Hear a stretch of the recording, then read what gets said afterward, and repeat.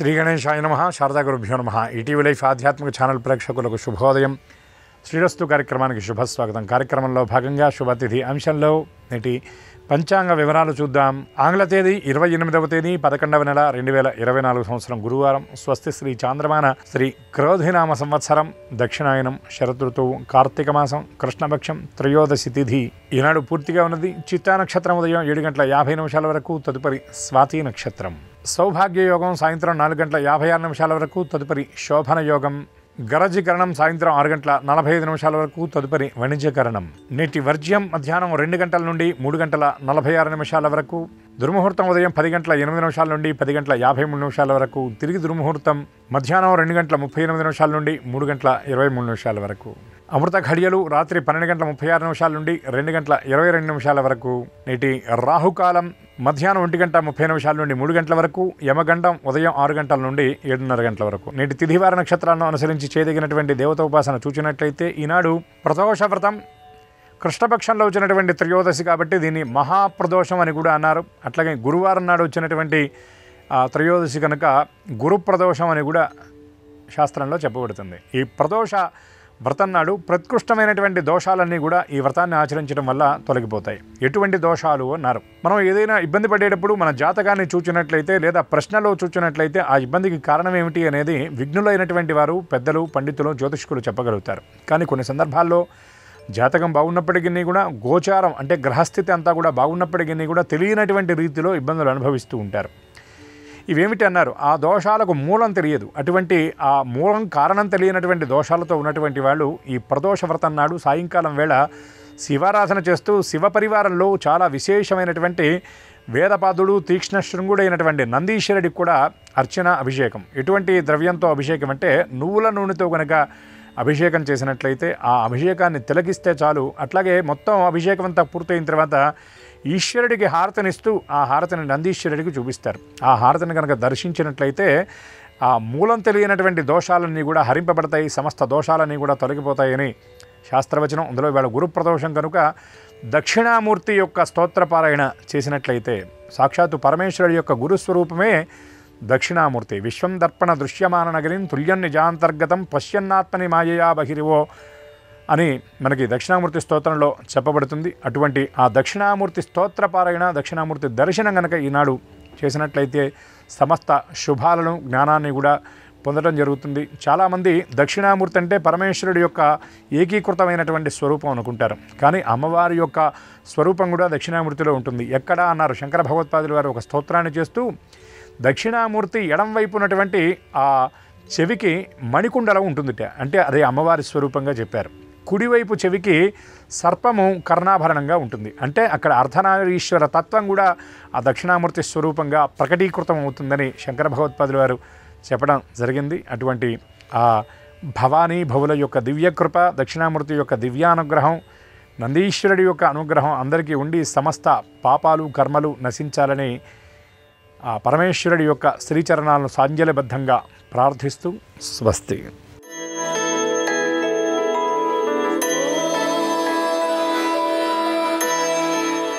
ETV life ఆధ్యాత్మిక channel ప్రేక్షకులందరికీ నమస్కారం. శ్రీరస్తు కార్యక్రమంలో గ్రహయోగం అంశానికి స్వాగతం. ఈనాటి గ్రహయోగం శీర్షికలో మేషాది ద్వాదశ రాశుల వారికి కలిగే శుభ అశుభ ఫలితాలని, అవసరమైన సందర్భాల్లో ప్రత్యామ్నాయ మార్గాల్ని తెలుసుకుంటారు. అంతేకాక ఏ రాశి వారికి ఏ ప్రయాణం లాభకరమో, ఏ రాశి వారికి ఏ దైవ దర్శనం సకల శుభాలని కలిగిస్తుందో, ఏ రాశి వారు ఏ రంగు దుస్తుల్ని ధరించినట్టయితే సర్వకార్యాలు అనుకూలంగా ఉంటాయో, ఏ రాశి వారికి ఏ సంఖ్య అదృష్ట సంఖ్యగా నేటికి మాత్రం పరిణమించబోతుందో ఆ విశేషాలను కూడా తెలుసుకుంటారు. ముందుగా నేటి పంచాంగం. ఈరోజు బహుళ త్రయోదశి, గురువారం.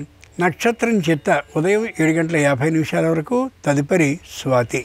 నేటి ప్రత్యేకతని చూస్తే తిరుచానూరు పద్మావతి అమ్మవారి కార్తీక బ్రహ్మోత్సవాల ప్రారంభపు రోజు, అలాగే ధన్వంతరి జయంతి కూడా.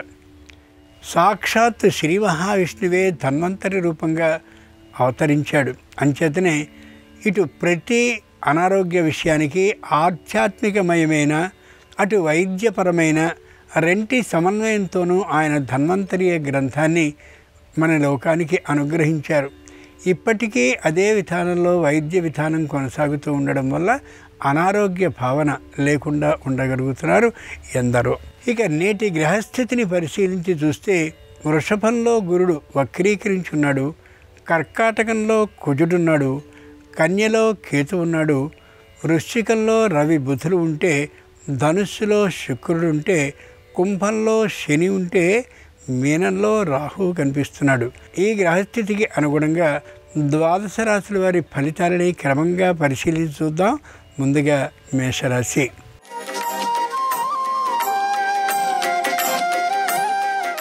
ఈరోజు మేషరాశి వారి ఫలితాలని పరిశీలించి చూస్తే ప్రతి విషయంలోనూ జాగ్రత్తని పాటించడం తప్పనిసరి.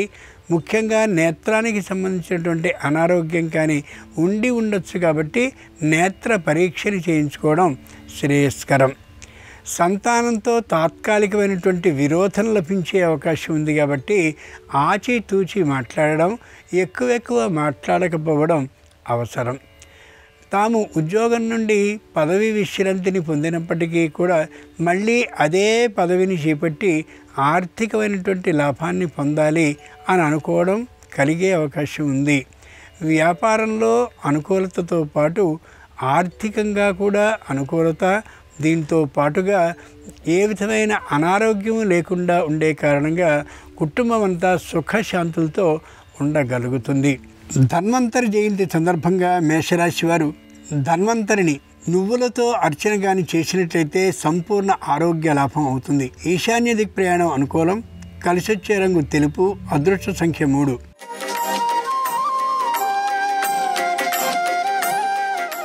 ఈరోజు వృషభ రాశి వారి ఫలితాలని పరిశీలించి చూస్తే ఇంతకుముందు ఎప్పుడైనా కానీ శస్త్రచికిత్స జరిగి ఉంటే ఒక్కసారి పునఃపరీక్ష కోసం వెళ్ళి జాగ్రత్తగా చూపించుకుని ఆ భాగాన్ని రావడం చాలా అవసరం.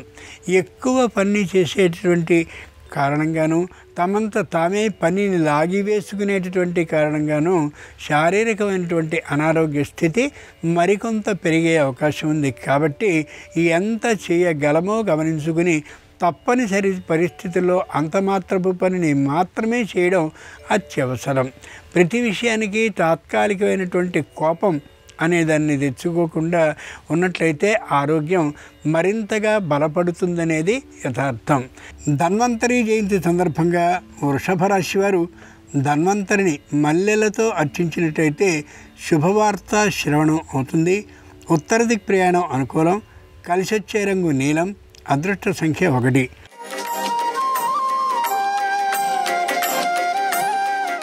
ఈరోజు మిథున రాశి వారి ఫలితాలని పరిశీలించి చూస్తే ఏ విధమైనటువంటి ఆలోచన లేకుండా కేవలం ఉద్యోగం మాత్రమే చేయడానికి జన్మించినటువంటి వారుగా కనిపిస్తారు. తల్లిదండ్రులకు కాస్త వీరి పట్ల వైముఖ్య భావం ఏర్పడే అవకాశం గోచరిస్తోంది. సంతానానికి సంబంధించినటువంటి ఆ పిల్లల వివాహ విషయం కూడా పట్టించుకోకుండా, వ్యాపార విషయం పట్టించుకోకుండా కేవలం మానసిక ప్రశాంతత కోసమే జీవిస్తున్నటువంటి తీరుతో ఉండే కారణంగా కుటుంబంలో తాత్కాలికమైన చికాకు, అశాంతి ఏర్పడవచ్చు. పై అధికారులతో ఏమాత్రపు వైముఖ్య భావము లేకుండా ఉంటారు. క్రింది అధికారులైనటువంటి వారితో కూడా వివాదాస్పదమైనటువంటి వ్యాఖ్యల్ని చేయరు. న్యాయస్థానంలో ఏ విధమైన అభియోగాలు కూడా ఏ విధంగానూ కూడా అవి అపరిష్కృతంగా లేనిటువంటి కారణంగా సుఖ సంతోషాలతో ఉండగలుగుతారు. మిథున రాశి వారు ధన్వంతరి జయంతి సందర్భంగా ధన్వంతరిని ఎర్రనైన అక్షతలతో పూజించినట్లయితే ఆరోగ్య లాభం అవుతుంది. తూర్పు దిక్ ప్రయాణం అనుకూలం. కలిసొచ్చే రంగు నలుపు. అదృష్ట సంఖ్య 8.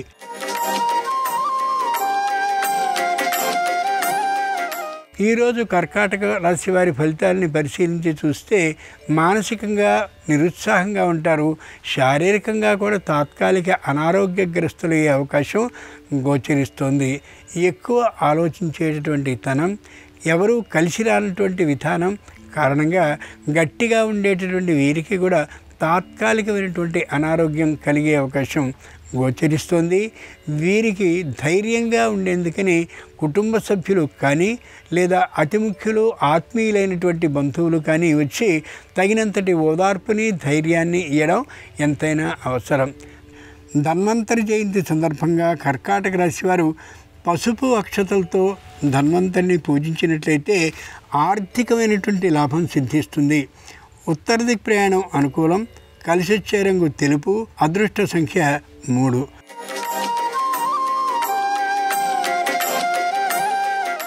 ఈరోజు సింహరాశి వారి ఫలితాలని పరిశీలించి చూస్తే కేవలం స్వార్థ చింతన తప్ప మరొకటి ఆలోచనకే రాదు. కూతురు కొడుకు లేదా ఇతరులు ఎవరైనా ముఖ్యులు వీరి మీద ఆధారపడ్డవారు కానీ ఉన్నట్లయితే వారికి వివాహం చేయాలనే గట్టి పట్టుదలతో కాలికి బలపం కట్టుకుని తిరుగుతున్నట్లుగా తిరుగుతారు. సంపూర్ణంగా అనుకూలమైనటువంటి సంబంధం లభించే అవకాశం తక్కువ. అయినప్పటికీ కూడా ఈ వచ్చినటువంటి సంబంధాలని వారి దృష్టికి తెచ్చేటటువంటి ఆ ప్రయత్నంలో ఉంటారు. తండ్రికి తల్లికి తాత్కాలికమైన అనారోగ్యం ఉంటుంది. వారికి ఔషధ సేవను చేస్తూ కనిపిస్తారు. పిల్లలైనటువంటి వారికి వివాహం చేయడం కోసమని దూర ప్రయాణాలని కొద్దిగా చేయవలసి రావచ్చు. వీరి ఆరోగ్యం కూడా అంతంత మాత్రంగానే ఉండేటటువంటి కారణంగా మరింత దూరం ప్రయాణించడం అంత శ్రేయస్కరం కాకపోవచ్చు.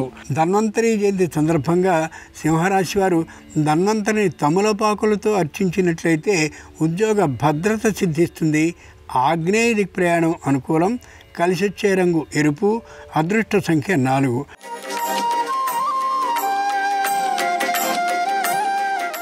ఈరోజు కన్యారాశి వారి ఫలితాలని పరిశీలన చూస్తే మానసికంగా దృఢంగా ఉంటారు.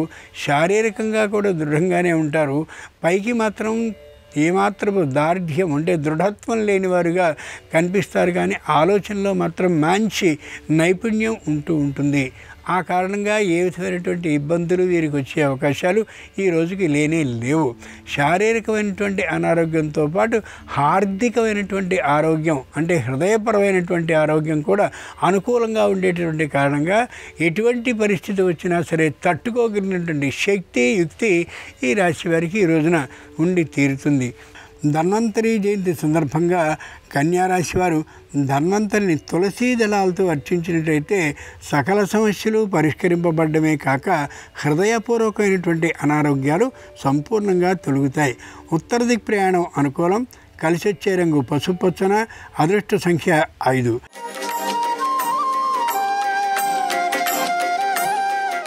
ఈరోజు తులారాశి వారి ఫలితాలని పరిశీలించి చూస్తే గట్టిగా మాట్లాడవలసినటువంటి అవసరాలు ఏర్పడుతూ ఉంటాయి. మెల్లగా వారందరినీ కూడా తోవలోకి తెచ్చుకునేందుకు ఒక గాడిలో పెట్టుకునేందుకు ప్రత్యేకమైన నియమాలని ఏర్పాటు చేసుకునే విధానం అనిపిస్తుంది కూడా. ముఖ్యంగా దేవాలయాలకి సంబంధించినటువంటి నిర్వహణ చేయవలసినటువంటి వారికి ప్రత్యేకమైన కత్తిమీది సాము లాగా ఉంటుంది పరిస్థితి అంతా కూడా.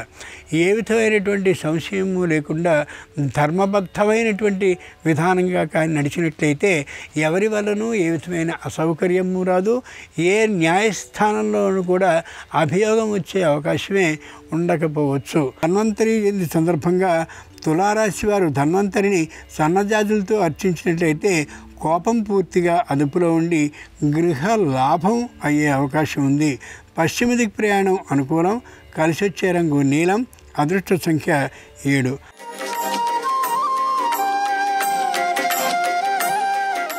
ఈరోజు వృశ్చిక రాశి వారి ఫలితాలని పరిశీలించి చూస్తే ఎవరి మాటను వినకుండా ఉండేంతటి తాత్కాలికమైన అహంకార భావంతో ఉంటారు. చిన్నదైనటువంటి అనారోగ్యం కలిగినా అది విశేషమైనటువంటి అనారోగ్యం అనే అభిప్రాయంతో పెద్దదైనటువంటి వైద్య సంస్థకి వెళ్ళి అక్కడ మరింత సొమ్ముని వ్యర్థంగా ఖర్చు చేసి వచ్చే అవకాశం గోచరిస్తోంది.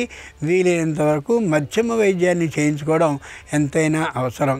కళ్ళు విపరీతంగా ఆడించుతూ ఉండడం, అంతేకాక పిక్కలకు సరైనటువంటి ఆరోగ్యం లేనటువంటి కారణంగా అనుక్షణం వాటి గురించిన గట్టితనం కోసం ప్రయత్నాన్ని చేయడం వంటివి ఏర్పడుతూ ఉండొచ్చు.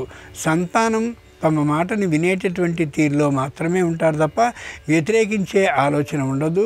విద్యలో అనుకూలంగా ఉన్నప్పటికీ కూడా విద్యతో పాటు బుద్ధికి కూడా ఆరోగ్యం కలిగేందుకు తగినటువంటి శ్రమని చేస్తూ కనిపిస్తారు ఈ రాశివారు. ధన్వంతరి జయంతి సందర్భంగా వృశ్చిక రాశి వారు మందారాలతో ధన్వంతరిని పూజించినట్లయితే ఉద్యోగ భద్రత సిద్ధిస్తుంది. నిరుద్యోగ ప్రయాణం అనుకూలం. కలిసి వచ్చే రంగు నలుపు. అదృష్ట సంఖ్య 6.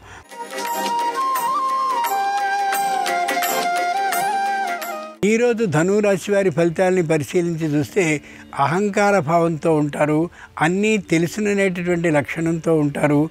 వ్యాపారాన్ని ప్రారంభించాలనే ఆలోచన కలిగి ఉంటారు.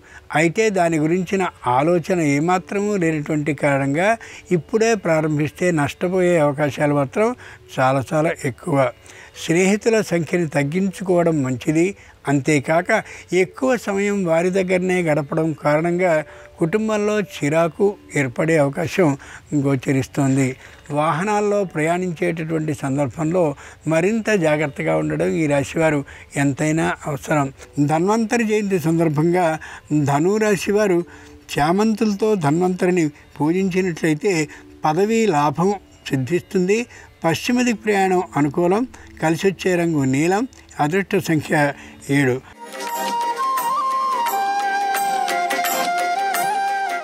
ఈరోజు మకర రాశి వారి ఫలితాలని పరిశీలించి చూస్తే తమ మాటే నెగ్గాలనేటటువంటి ఆలోచనని పూర్తిగా విరమించుకుంటారు.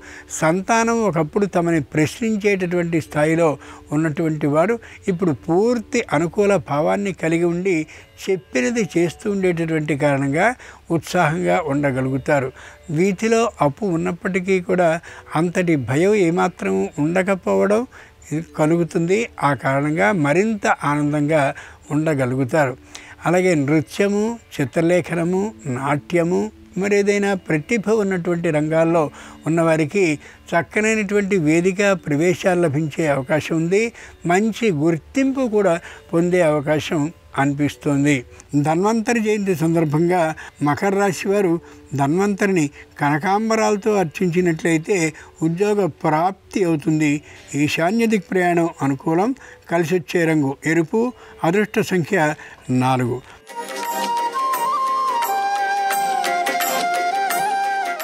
ఈరోజు కుంభరాశి వారి ఫలితాలని పరిశీలించి చూస్తే దృఢంగా ఉంటారు. శారీరకంగా కూడా దృఢంగా ఉంటారు. మానసిక స్థితితో పాటు ఏ విషయాన్నైనా సరే నిర్భయంగా మొగమాటం లేకుండా చెప్పగలుగుతారు. సంతానాన్ని సరైనటువంటి స్థితిలో తీర్చిదిద్దగలుగుతారు కూడా. ఇంతకుముందు ఏవైనా చిన్న చిన్న అభియోగాలు స్థలాల మీద కానున్నట్లయితే ప్రత్యేక పర్యవేక్షణలో వాటిని అన్నింటినీ కూడా పరిష్కరించుకుంటూ కనిపిస్తారు. అనుకూలంగా ఉంటాయి ఫలితాలన్నీ కూడా. తమకు సంబంధించిన భూములు, ఇండ్లకు సంబంధించినటువంటి సరిహద్దుల్ని పరిశీలించుకొని పరీక్షించుకొని సంతృప్తి చెందుతూ గోచరిస్తారు. ధన్వంతరి జయంతి సందర్భంగా కుంభరాశి వారు ధన్వంతరిని సన్నజాజులతో అర్చించినట్టయితే సంపూర్ణ మనశ్శాంతి కలుగుతుంది. అనారోగ్య భావన ఏమాత్రమూ ఉండదు. ఈశాన్య దిక్ ప్రయాణం అనుకూలం. కలిసి వచ్చే రంగు తెలుపు. అదృష్ట సంఖ్య 9.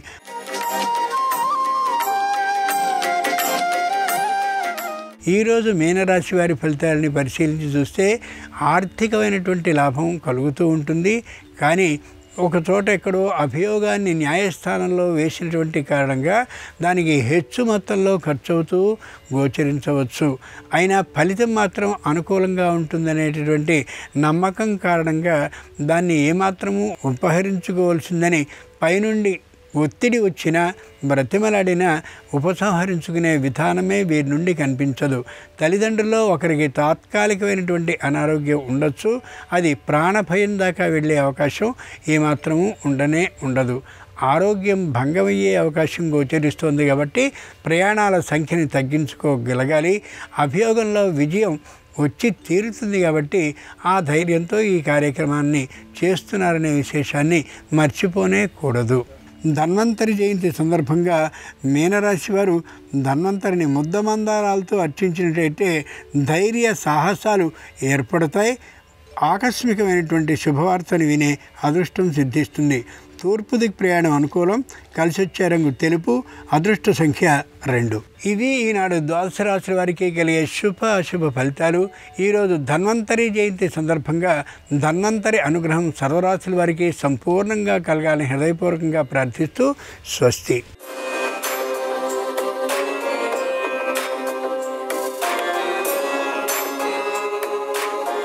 నమస్కారం. ఈరోజు కార్తీక బహుళ త్రయోదశి తిథి ఉంది.